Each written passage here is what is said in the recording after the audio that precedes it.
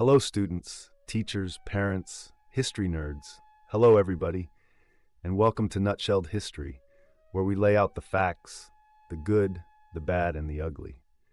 Today, we are going to continue our Ancient Civilizations series by looking at the many cultures of Southeast Asia. Don't forget that there's a link for a fill-in-the-blank worksheet in the description. I just ask that you like and subscribe. I apologize for any mispronunciations ahead of time. I do my best. Okay, let's go. Southeast Asia is made up of two regions: mainland Southeast Asia, which includes present-day Myanmar, Thailand, Cambodia, Laos, Vietnam, and Malaysia, and island Southeast Asia, which consists of more than 20,000 islands. These islands include the present-day nations of Indonesia, Singapore, Brunei, and the Philippines. Historically, sea trade between China and India had to pass through the Malacca or Sunda Straits, so the islands that controlled these straits were strategically important. Women took part in the spice trade and had greater equality there than they did elsewhere in Asia. Matrilineal descent, or inheritance through the mother, was an accepted custom in this region.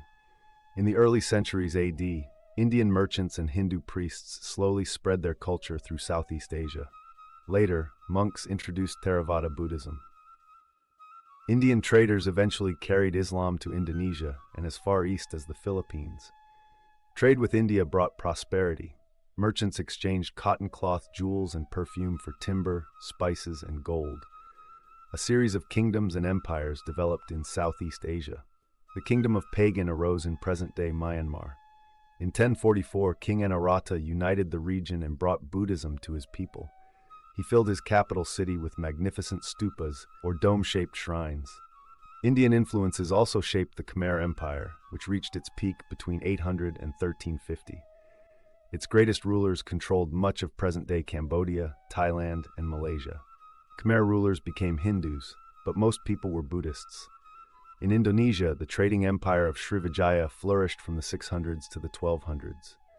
Both Hinduism and Buddhism reached Srivijaya. The heart of northern Vietnam was the Red River Delta. There, the river irrigated fertile rice paddies.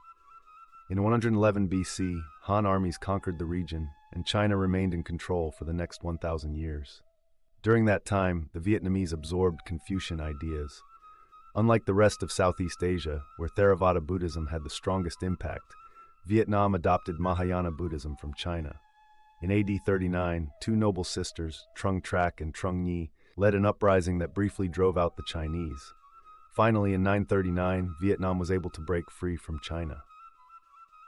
And the recap: Southeast Asia is like history's ultimate crossroads, where trade, culture, and empires mingled like ingredients in a spicy curry.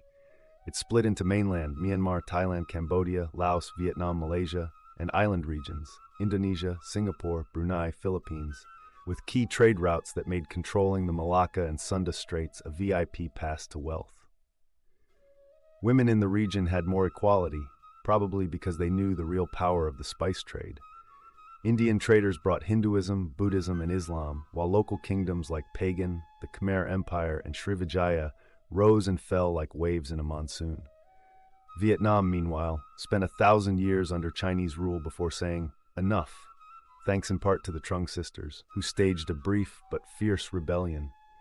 By 939, Vietnam finally broke free, proving that patience and persistence is key when dealing with imperial overlords. There you have it, folks. That is the many cultures of Southeast Asia nutshelled. Thanks for stopping by Nutshelled History. Don't forget to tap on those like and subscribe buttons for me.